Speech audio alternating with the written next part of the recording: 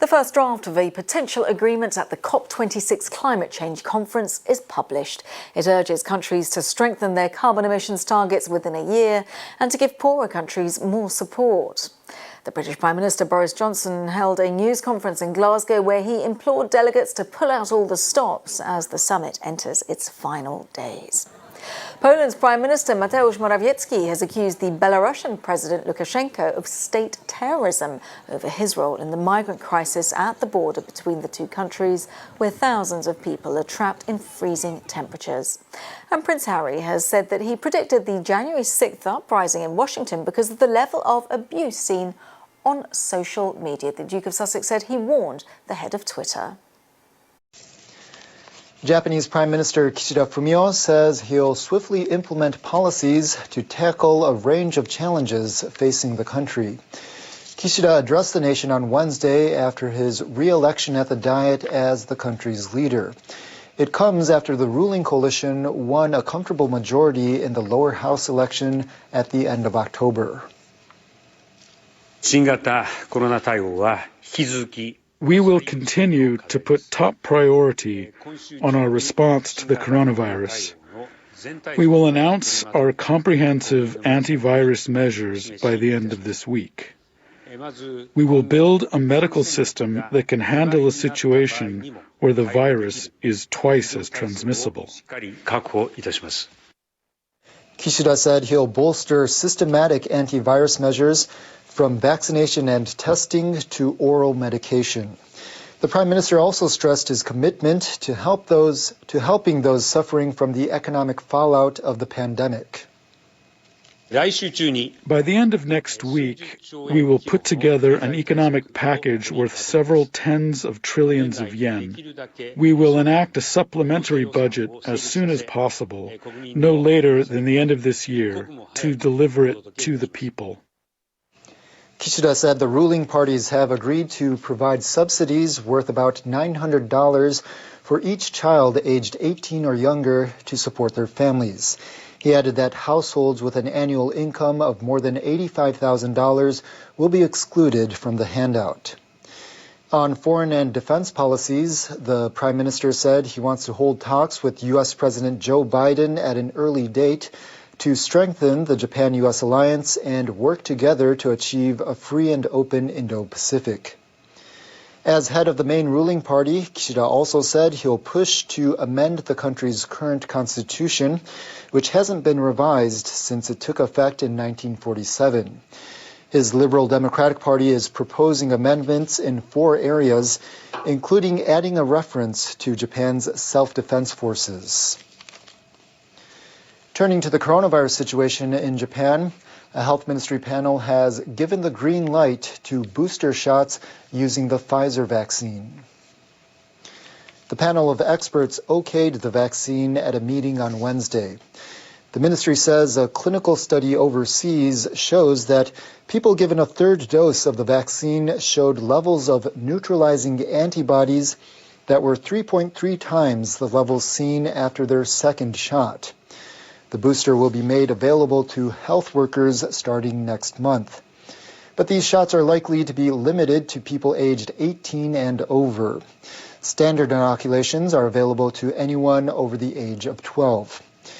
The experts say they lack data at this stage about the effectiveness and safety of giving Pfizer boosters to children under 18. The health ministry says it'll consider lowering the age threshold once Pfizer can furnish more data. One medical expert noted that the immunity provided by the vaccines wanes over time. I think booster shots play an important role in terms of preparing for another wave of infections. In particular, boosters should be given to vulnerable groups of people at high risk of developing severe COVID if they get infected. Health authorities reported at least 205 new infections nationwide on Wednesday. Single deaths were reported in 3 prefectures. Japan's nuclear safety regulator says it'll conduct an investigation at a nuclear plant in Niigata Prefecture. Inspectors will examine damaged pilings supporting a structure at the Kashiwazaki Kariwa facility. The plant's operator, Tokyo Electric Power Company, says the damage was discovered during work in July to improve the facility's earthquake resistance. Workers found problems with the structure next to a building housing the plant's number 6 reactor. All 8 of the reinforced concrete piles under the structure were damaged. One of the piles had broken or deformed rebar. The other 7 had cracks. TEPCO says each pile measures 1.8 meters across and 12 meters long. Members of the Nuclear Regulation Authority took up the matter at a regular meeting on Wednesday. The organization's chair said the damage may have been caused by a strong offshore quake in the area in 2007. The regulators agreed to carry out an on-site inspection early next year. The plant's number 6 and 7 reactors have passed the necessary screenings to restart operations, but they remain offline pending further inspections begun in response to a series of serious breaches of anti-terrorism measures.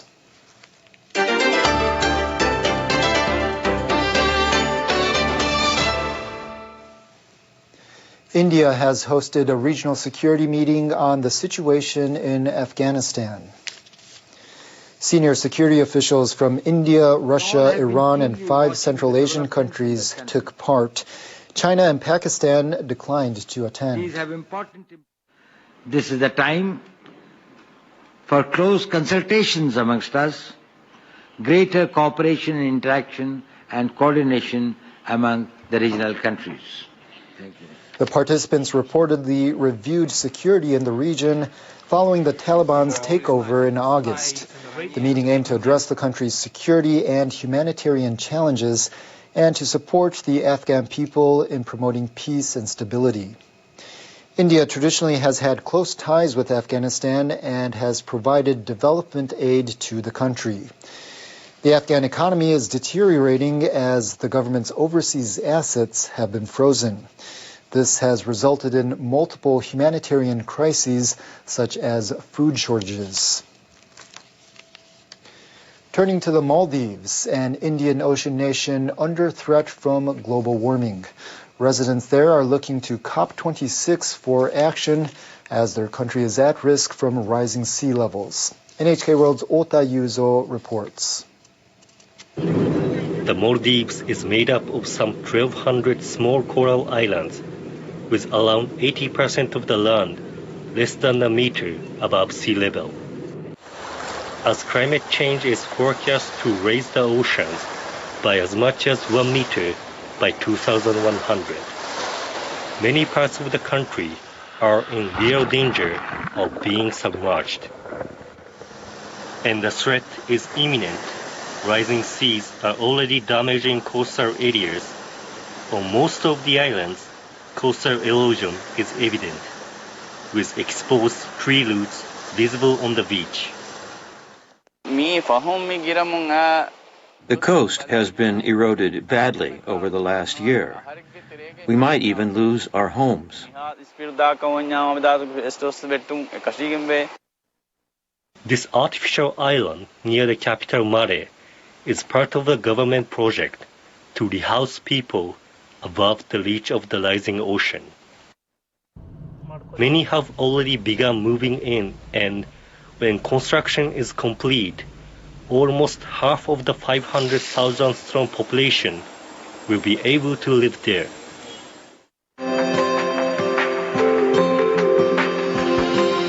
The Maldives is also working with a Dutch company to build a floating city that will be able to rise with the sea level. Construction is set to begin by the end of the year, and it's expected to have minimal impact on the natural environment. The new city will provide about 5,000 homes as well as public and commercial facilities when it's completed in around 3 years. But despite these efforts, the climate change minister warns that the Maldives will have no future unless the world takes action.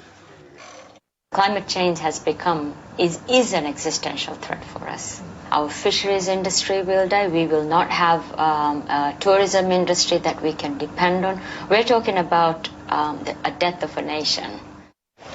As the effects of climate change become increasingly apparent, the Maldives is at the forefront of the call for international action to save what we have before it's too late. Ota Yuzo, NHK World, Male, the Maldives. Stormy weather, including a tornado, hit parts of Japan Wednesday. Our meteorologist Saika Mori has more on how things are shaping up for Thursday.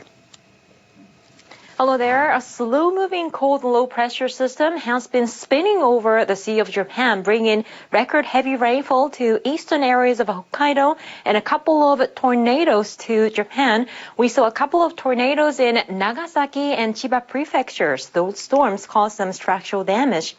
We will continue to see unstable weather conditions along the Sea of Japan and also northern Japan into Thursday. A blizzard hit northern China. Take a look at this footage. Authorities had to issue red alerts for blizzard and a yellow alert for road icing in northern areas of China. Schools had to cancel classes for safety of the students. Some airports had visibility of less than 50 meters, and snow at one of them reached up to 43 centimeters. Frigid air is covering parts of northern China. Looks like it's going to ease, but frigid air will continue to affect many places of the Korean peninsula. Seoul had the first snowfall of the season on Wednesday, and it's going to be in the single digits once again on Thursday. Beijing 11 degrees. The area also saw the first snowfall of autumn last weekend. Meanwhile, over Australia, intense rainfall has hit parts of Australia. 341 millimeters rain fell in parts of Queensland, and the heart of the continent saw 100 millimeters. That's 1/3 of its annual rainfall. The waterway has broke its banks, so heavy rainfall has been hitting the area. Flooding is taking place. An intense low-pressure system will continue to move over the continent, so more heavy rain is expected for the Northern Territory and also eastern places of Australia. We have an intense low-pressure system over the Mediterranean. It will continue to spin over the same region, so heavy rain will continue to pound parts of southern France, Italy, as well as Algeria for the next couple of days. Temperatures are going to be as follows. That's it for me. Have a nice day.